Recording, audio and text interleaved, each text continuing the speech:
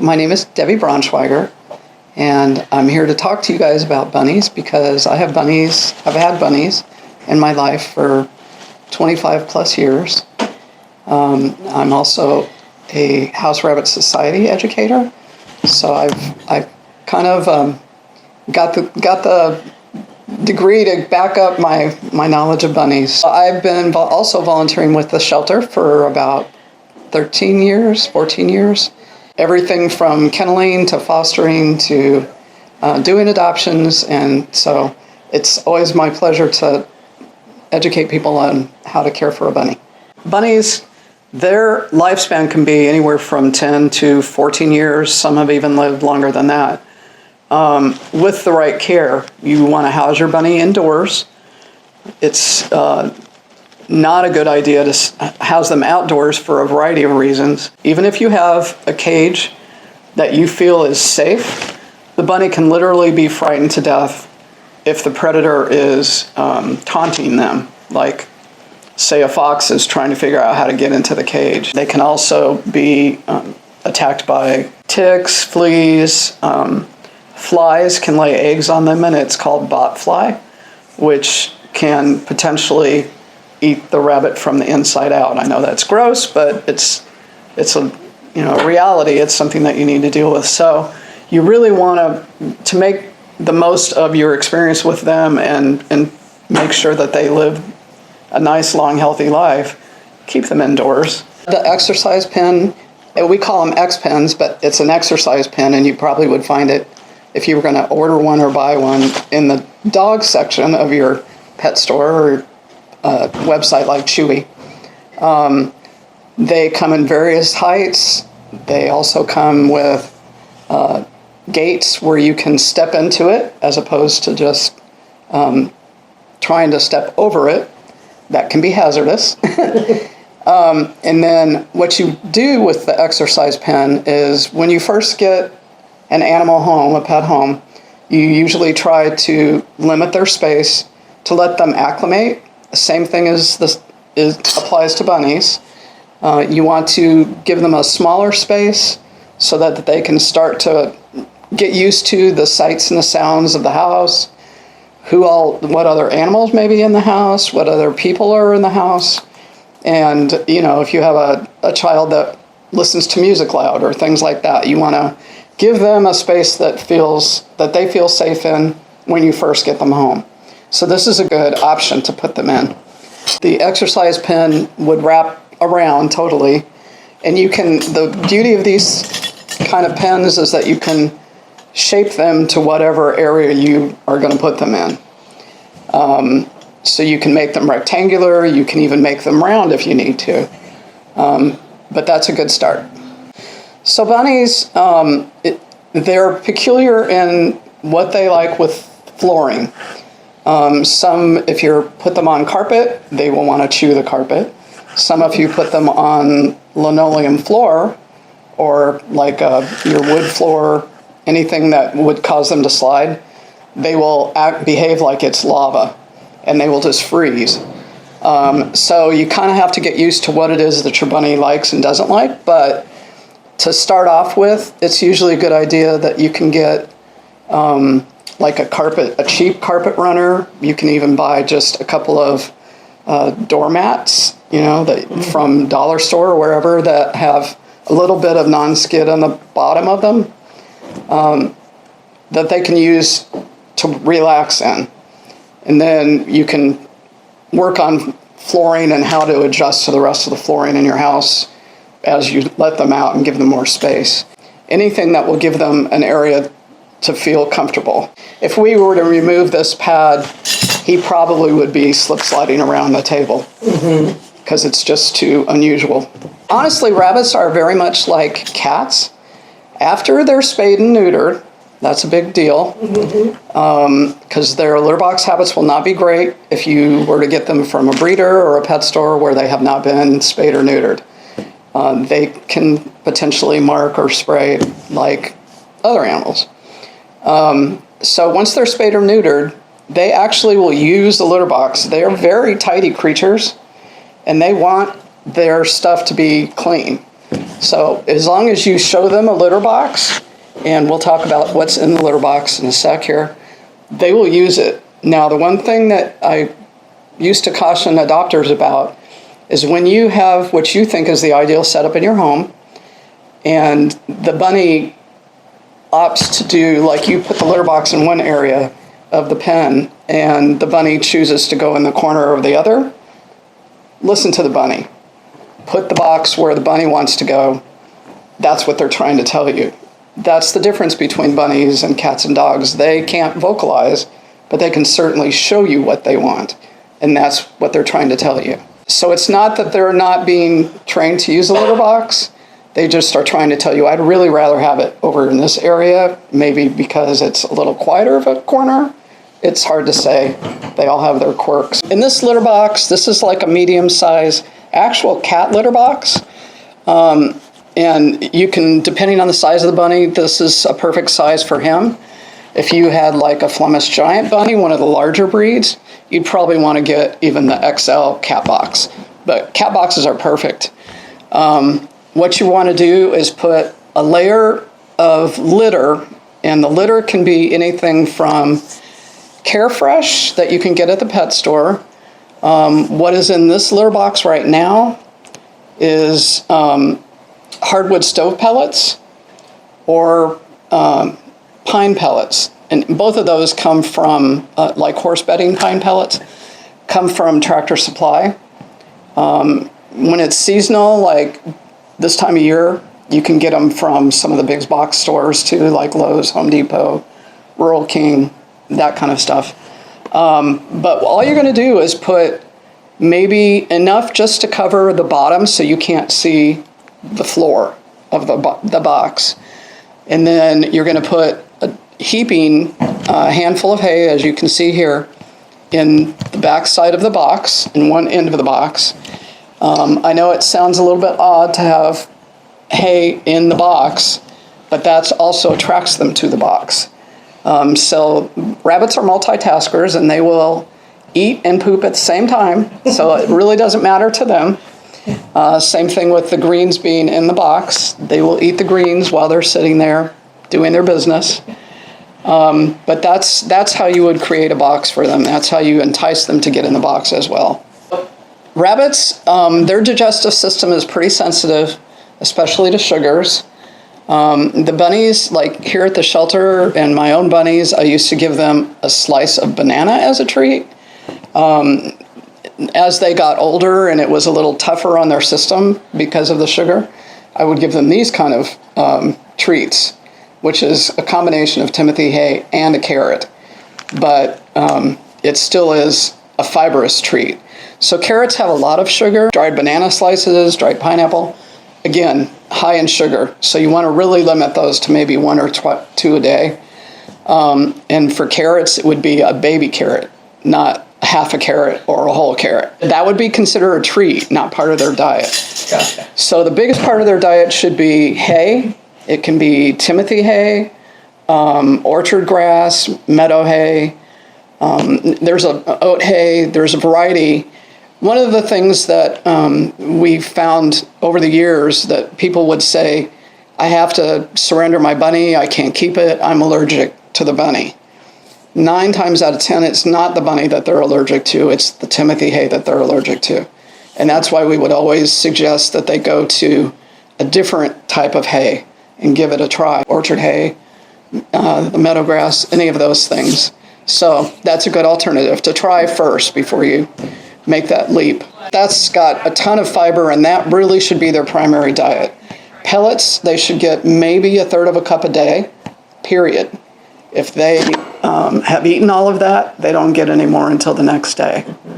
And there's a lot of other things to talk about with that, with diet, but we'll leave it at that for right now. Drinking bottles will fail pretty soon after you have them. By fail, I mean you've got them hanging there, all of a sudden you notice there's a great big, pond inside their cage, or it's dripping inside of their litter box, or wherever you hang it, it's failing because it's dripping. The other part of that scenario is that they really can't, if you imagine that you're really, really thirsty, trying to lick off of a spigot enough water to keep your thirst quenched and keep a bunny hydrated is really tough if they're doing it that way. If they have access to an entire bowl of water, they can easily slurp it up and you won't have to worry about that failing. Now, the bigger of the two crocs, and why we use crocs, is because bunnies can be a little bit opinionated and they're very much used to their routines. If you feed them at 6 o'clock in the morning and on the weekends you want to sleep in, they could be tossing their bowls telling you, wait a minute, I'm right here, I need my breakfast. And if it's in an area where they could, break it or do some damage to it, it's better to have something heavy that they can't pick up. At worst, or he can scoot it, but he can't pick it up. They love to toss things. So the other thing is, if they want to get your attention, they will toss their toys in their food bowl or their water bowl. So just beware. Well, and this is a homemade toy that you have. Yeah. Some of the things I know you've recommended in the past are just like the little plastic keys that you get in the baby section. They're actually toys for babies.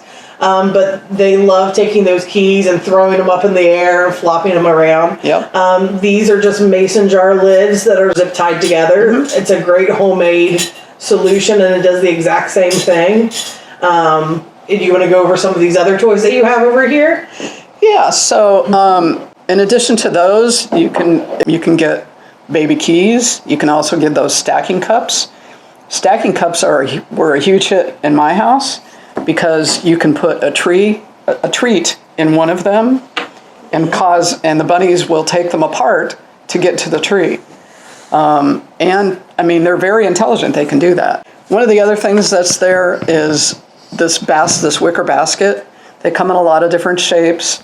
That one happened to come from Binky Bunny, but they're edible wicker. They're not treated, so it's safe for the bunny. Some of them will just make a toothpick pile out of it, but it keeps them busy and keeps their teeth busy.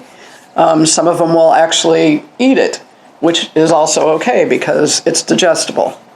Those are a little bit more on the expensive side, but it's a really fun toy for the bunnies. So bunnies like to have some kind of shelter, even if it's not what we would consider a shelter. I had a bunny that was a French lop, a very large, like 14-pound bunny, but his favorite thing was this. It's a teepee, and it also comes from the same wicker place that the basket came from. And what he would do is crawl inside, his head would be hanging out the front, and he'd be laying on his belly, and his feet would be stretched out behind him, but he thought he had shelter. And some of them will go in here and peek out the little openings between the wicker and look like you can't see me if I can't, one of those kind of things. If I can't see you, see, he's digging it. So they like to have something, and again, this is on the higher range of something that's a shelter. Some people will buy wooden castles, and you can find those like on Etsy and places like that. And about that size, maybe a little bigger. But then you can also just go to Sam's or Costco or wherever and find a large can box that sometimes already has the arch cut out of it, or you can do that on either end. And they can sit on top of it, they can go inside of it, and that just gives them kind of their quiet space to hang out. And that's really something that makes them very happy and comfortable in their environment. And then lastly, you have these little wooden toys here. Yeah, so those actually came off of, I don't have one to show you, but Oxbow makes a play mat that you can hang up on the bars, and that's what those little, look like a little nut and bolt kind of thing, but they're wooden. Once they're done with them, once they've eaten the whole mat it's attached to, you can just use those things and they can use those as toss toys. So those are some things that cost. Things that don't cost is you can take the little toilet paper roll, the cardboard, stuff it with hay, make them work to get their hay, because that's like a foraging kind of thing that bunnies like to do. And that doesn't cost anything. You're going to use toilet paper, just stuff the hay in it. So there are a lot of, if you go to the pet store, if you look online, there are a lot of toys that you can get them. But again, some of them are just the easiest, the free things. As you start to transition your bunny to allow them to have space, you want to pay attention to a lot of stuff. You're going to increase their space slowly. And you want to watch what they do. Some bunnies are chewers, some bunnies are not. Some bunnies are perfectly happy to just hang out in a room with you. Like we had a bunny that would just go in the living room, lay in the living room, and she just wanted to be where we were. Other bunnies, they were not trustworthy. I couldn't allow them to free roam. They would either eat woodwork, they would chew on cords. One of the things you can do for that is put like the baby plug covers for your outlets. And then what I used to try to do, we had an entertainment center. Instead of trying to cover all the wires, because that was like a crazy amount of stuff to do, I just took an exercise pen and wrapped it around what I called the non-negotiables, the thing that they would be in big trouble if they got into. So it really depends, but you need to watch your bunny's behavior as to what it shows interest in. And even if it doesn't look like it is at first, if you're in a room with a rabbit and you're not paying attention to them, and you might think they're just the best behaved ever, they could be sitting there on the couch next to you and chewing off every button on your remote, or just any number of things that it's because they're not being paid attention to. And it's not their fault. You have to really know what your bunny likes and doesn't like and what it will do. And when you let them free roam, or when you let them out and enlarge their space, you always want to make sure that you either have a second litter box, or take the litter box that they have, move it into the room that you're going to be in, and then bring the bunny in, set the bunny in the litter box, and then allow them to explore. That way they know where the box is because they just got out of it. And that'll eliminate any accidents, or should eliminate any accidents. Okay, so one of the things that when I talk to adopters, one of the very first things that I would tell them is that bunnies require to be seen by what's termed an exotic vet. In other words, a veterinarian that's trained to see animals other than cats and dogs. That could be reptiles, rabbits, ferrets, birds, any of that qualifies as an exotic. Unfortunately, depending on the area where you're at, you might have a hard time finding, and you especially do not want to wait until you're in an emergency situation. So most rescues will offer a list of veterinarians in their particular area that will be able to take care of your rabbit, so that you don't have to worry about, what am I going to do? My rabbit's all of a sudden not eating. Exotic vets are tough to find. They're worth their weight in gold. And probably the harder thing of those situations is that it's a very, very tough thing to find an emergency vet that treats rabbits. In our area, say in Dayton, we have to drive all the way to Columbus.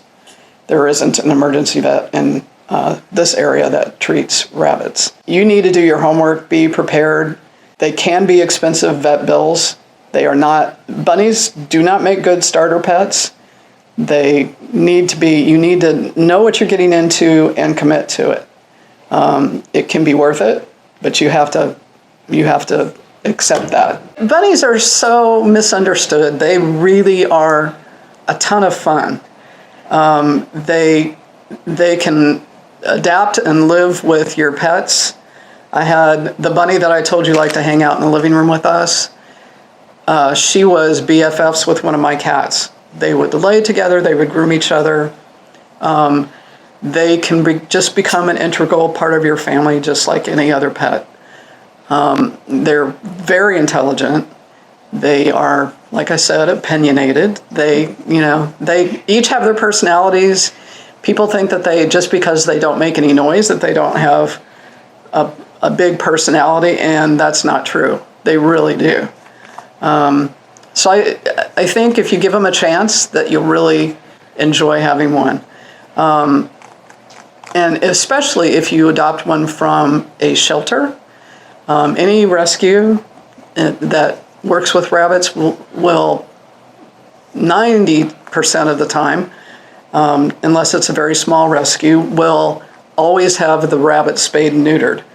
The other thing is that they will know a bit of their history when they get them. They will either come to them as strays, owner surrenders, those kind of things, but they will kind of know their age somewhat and be able to give you, and especially if they've been in foster care or they've had them for a little bit, they can tell you their personality, what they would do well with, whether it be cats and dogs, no small children, that kind of situation. So you kind of know what you're getting and know how to prepare for your pet and make sure that they're a good fit for your family.